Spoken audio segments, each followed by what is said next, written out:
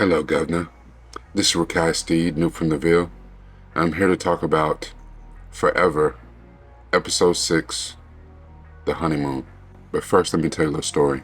You know, it's strange that I actually am at the point in my life where I get to call myself a content creator. I never would have thought in a million years that this is something that I would do.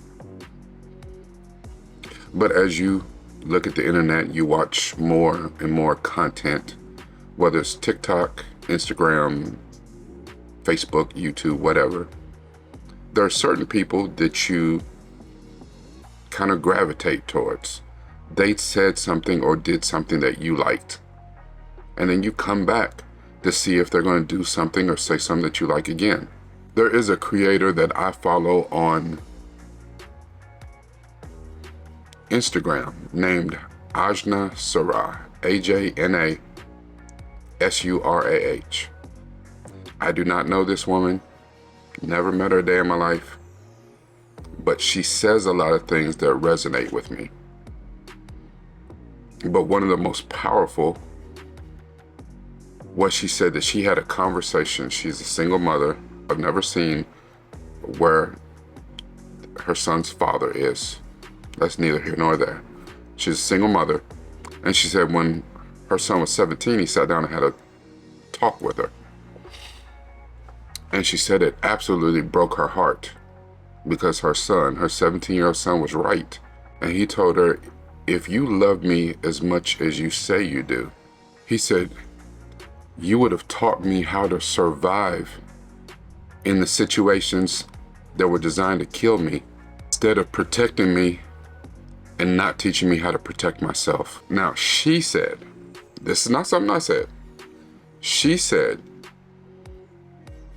that is what happens when mothers attempt to raise men and are of the mindset that they don't need a man to help them raise their son. But then she said that mothers end up raising boys while men end up raising warriors. That's a gut punch. Let's talk about it.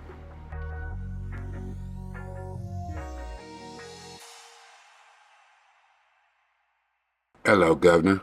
This is Rakai Steed, new from the Ville, and we're here to talk about Netflix's Forever, Season 1, Episode 6, The Honeymoon.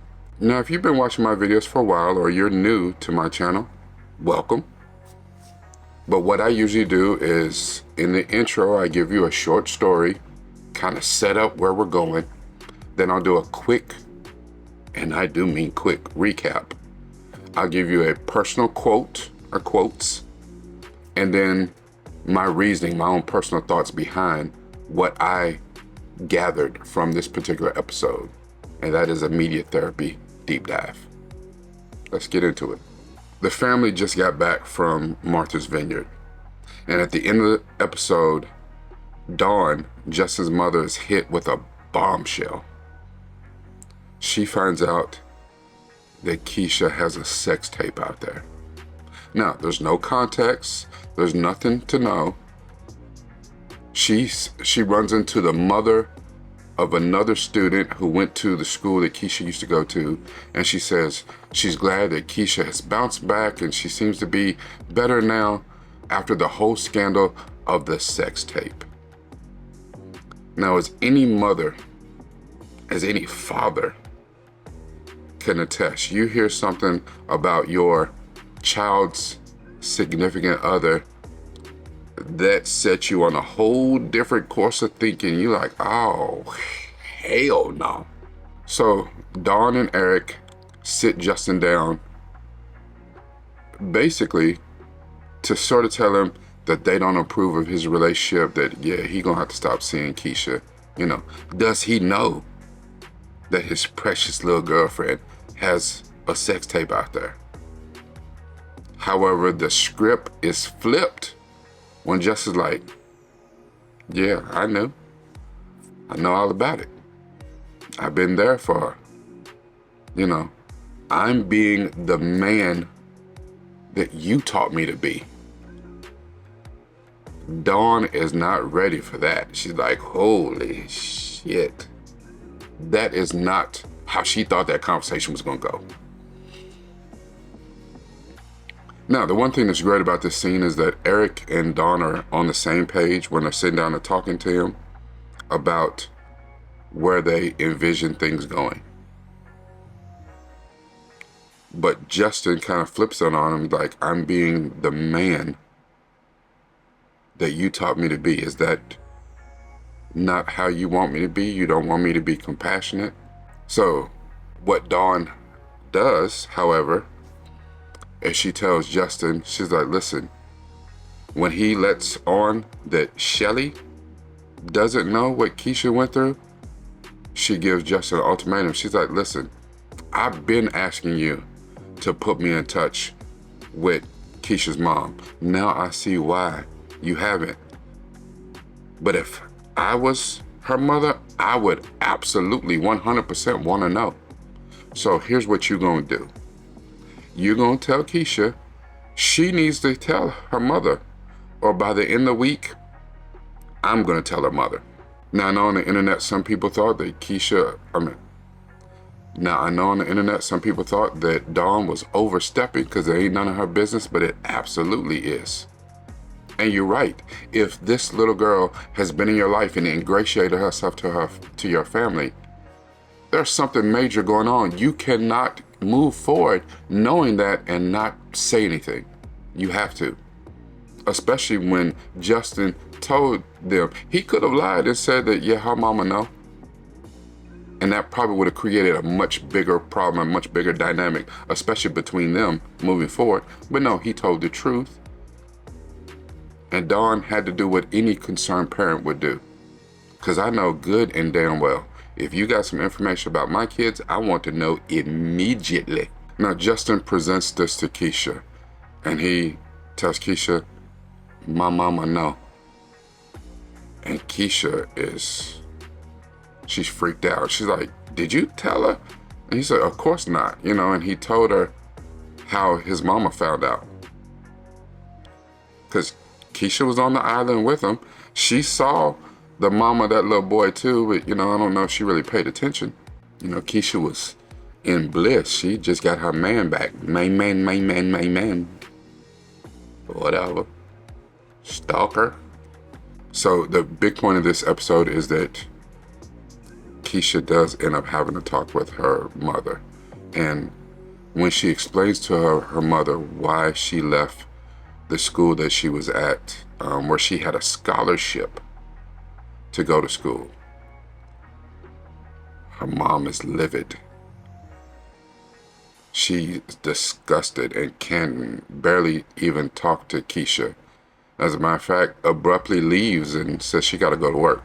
She comes back and sits Keisha down, and they have a discussion that doesn't go that well. Because the mom says she thought about it, and she's already contacted an attorney, and her estimation is that there's no way that you did this, not my baby. So Christian forced himself on you. He made you do this. Christian did this. Christian did that. We're going to press charges. You lost your scholarship.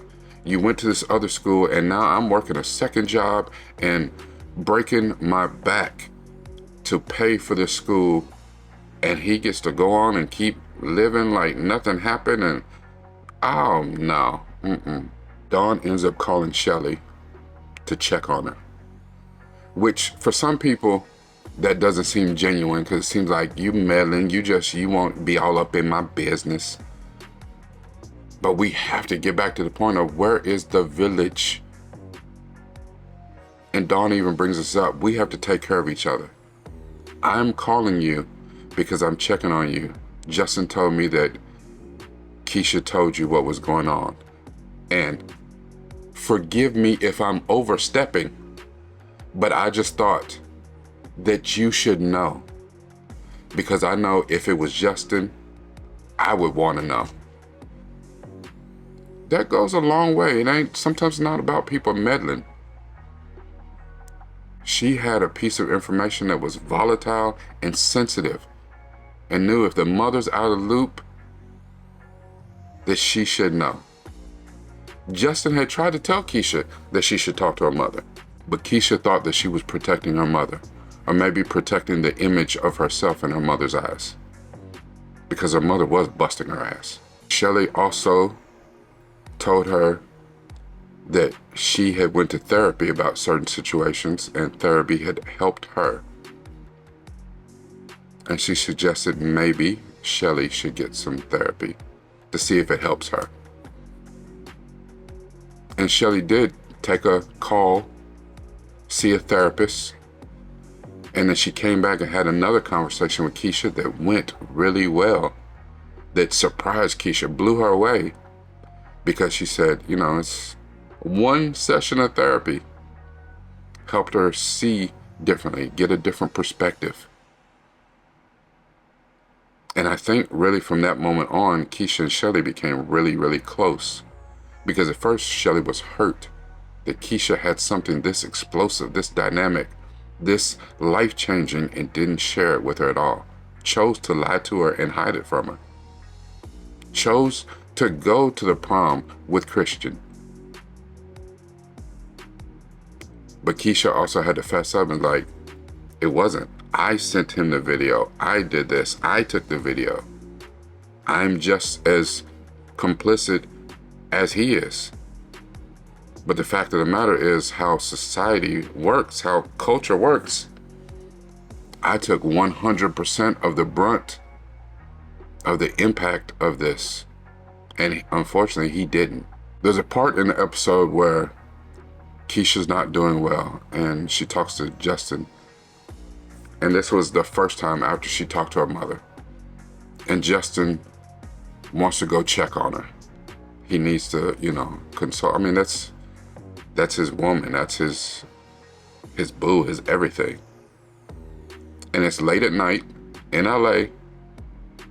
And Dawn is like, hell no, you're not going out and the police out there and stuff. No, And out of nowhere, Eric comes and goes against what Dawn says. And he said, listen,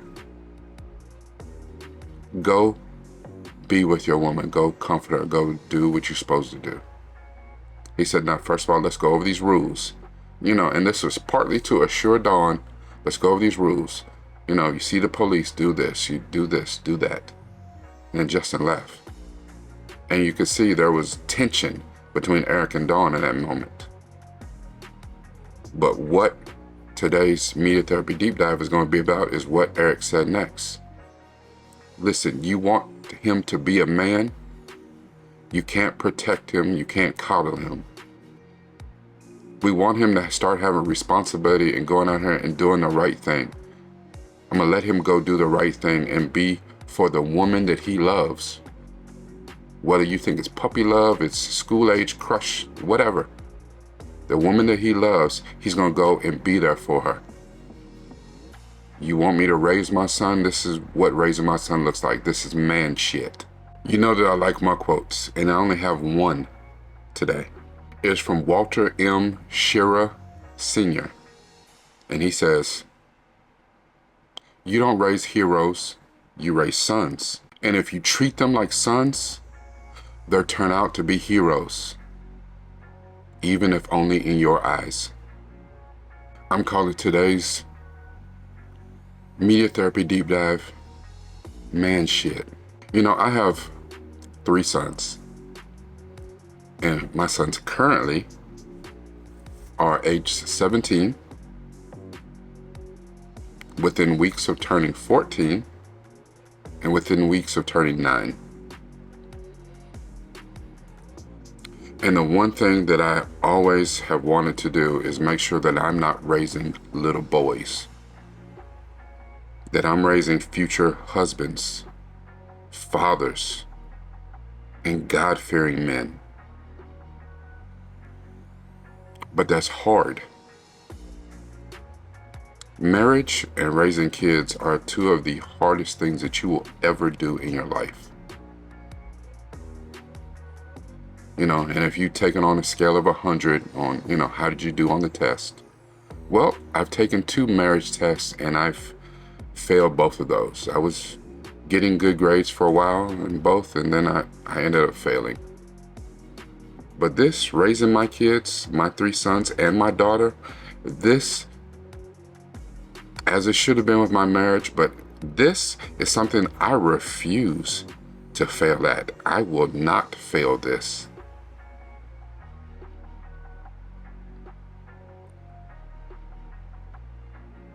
It's different when you are somewhat broken and going through your own mental things, because a lot of how you were raised, the nature and nurture of your own upbringing comes to play in how you're raising your children. I had a good environment. Being a military brat, I had a good environment. However, home life was not good.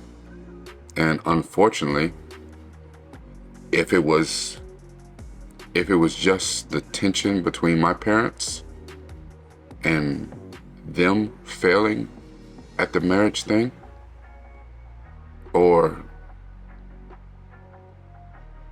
just my father's inability to deal with his own shit so that he could be present for his 2 sons, I had a father that failed me. And it's unfortunate. You know, sometimes as a parent, you do the best that you can with the skills and resources that you have. But what we fail to do a lot of times as parents is the same way on your job, you have certain skills for this job. But if you want to keep progressing, moving up the ladder, get promotions, then you upskill.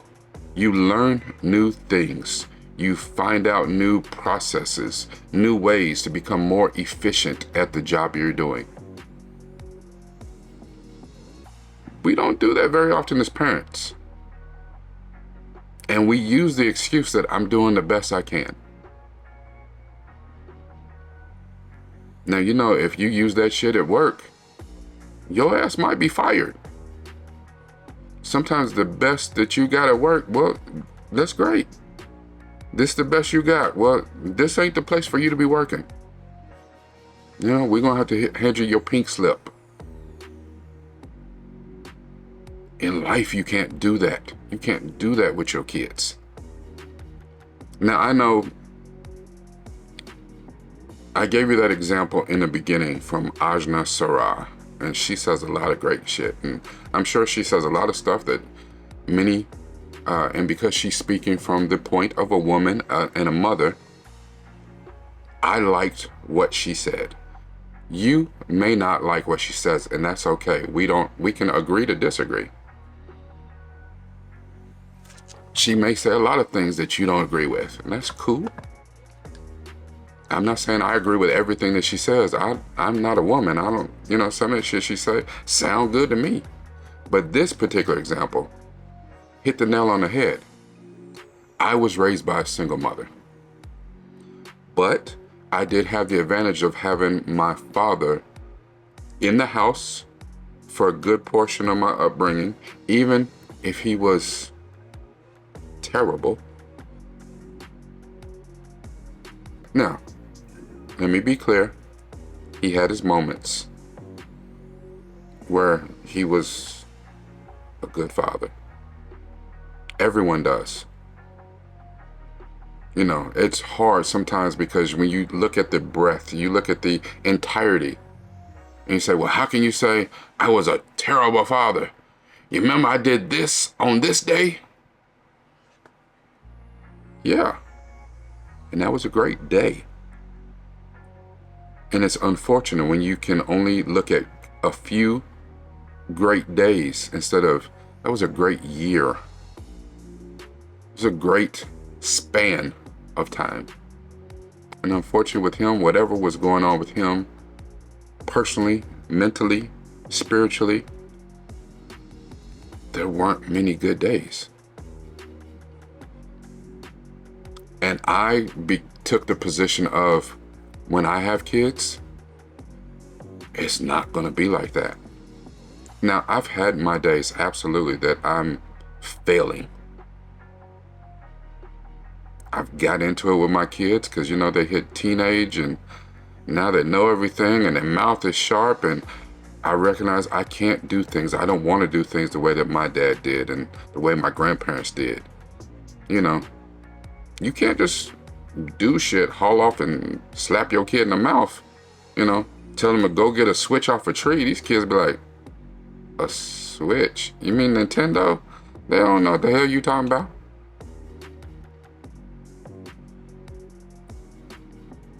These kids are called services on you if you raise your voice at them. It's weird, it's wild, but I'm an old school parent. And unfortunately, this is gonna sound real crazy. I'm doing the best that I can. I am trying to raise God-fearing men and a God-fearing daughter. I'm trying to raise future husbands and fathers. And in there, I also have to raise a future mother and wife. Now, there's a lot of things that I can do for my daughter to help show her that when she gets a boyfriend, when she gets a husband, this is how you should be treated. This is how you should be loved. It's hard to say unconditional, but I love my kids unconditionally. Do they piss me off? Absolutely. Damn near daily. I can't get out of my damn pocket. Ain't even nothing in my pocket, nothing but lint. Reach in my pocket, still coming up with lint. So I think of a plan. About to go into my Rakim. I'm old. My daughter, her name is Raina. Like rain with an A on the end. And her name in several languages, Russian, Latin, means queen. Now, while she's in my house, in her mother's house, she's a princess. But she needs to be taught how to be a queen. Now, there's only so much of that I can do. I can't teach her how to be a queen. I can teach her how to respond to a king, how to recognize a king. I have to depend on her mother to teach her how to be a queen. But with my sons, they are the princes. Prince, plural. The thing about teaching them to be a king is, shit, I'm still learning how to be a king myself. There's no instruction manual. There's a lot of examples out here how to be a man. That might work for you. I'm still figuring out what works for me. I have flaws right now. But I'm man enough to go to my kids and apologize for where I've led them wrong. I'm not doing any of this perfect. And right now they're at that point now where they want to be in my pockets, and my pockets are shallow as hell. But I'm also proud of the fact that I don't hide that from them. Because sometimes you gotta get it out of the mud. They have to see your perseverance. They have to see your resilience. I want to protect my kids. I want to protect my sons. But I also want them to see that sometimes you have to learn how to protect yourself. The world owes you nothing. Your parents don't owe you anything. We make the choice to love you, to nurture you, to handle you with care, to raise you to the best of our abilities. Now, I honestly believe that people that can't do that shouldn't even have kids. But unfortunately, that's not the way the world works, and a lot of them do anyway. There are people that have kids and be like, you don't even seem like you like kids. Why the hell do you have kids? I saw that from parents all the time when I was teaching. I saw that from teachers. Like, why the hell are you teaching kids? You don't like kids.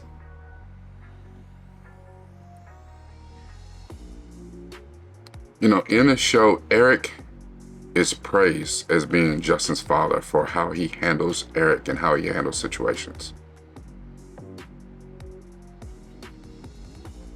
And we'll see starting next episode, really, the difference in what it's like to be Keisha's father, the difference between Eric and Keisha's father, but how those two things, being vastly different, can coincide and are needed. At the end of the day, the best thing that you can do for your children, not just your sons, is to upskill. If you have some things that bother you, especially from your past, seek help. Yes, I absolutely believe that you should pray. Your prayer life should be strong, but I do think that you should get some therapy. There's nothing wrong with being strong mentally so that you can raise children who will be strong mentally. I know we want to shield our kids and we don't want them to go through the same things that we go through. At the same time, by not showing them, we tend to let them walk headfirst into situations that we would have avoided or we would have dealt with so much better because we had someone that gave us just a little bit of guidance. Because that's all you want for your kids, is for them to have the best, because that's all you want for your kids. You want for them to have the best opportunities, the best choices. That's all that we can ask. And in order for your kids to be better, be the people that you want them to be, you need to be better mentally, spiritually, emotionally, financially, physically. Do what you need to do to work on you in order to affect positive change on your kids. This is Rakai Steed, new from the Ville. Make sure that you like this and share it as much as possible. What do you think about what I said about man shit? That's what we doing over here. This is man shit. Leave me some comments. Let me know. And if for some reason you have not subscribed yet, I get it. Hit the button. Subscribe, go back and watch the other videos. You might see some other stuff that resonates with you. Because that's what we doing over here. Man shit. At the end of the day, we always use this, but it's even more important that you use this.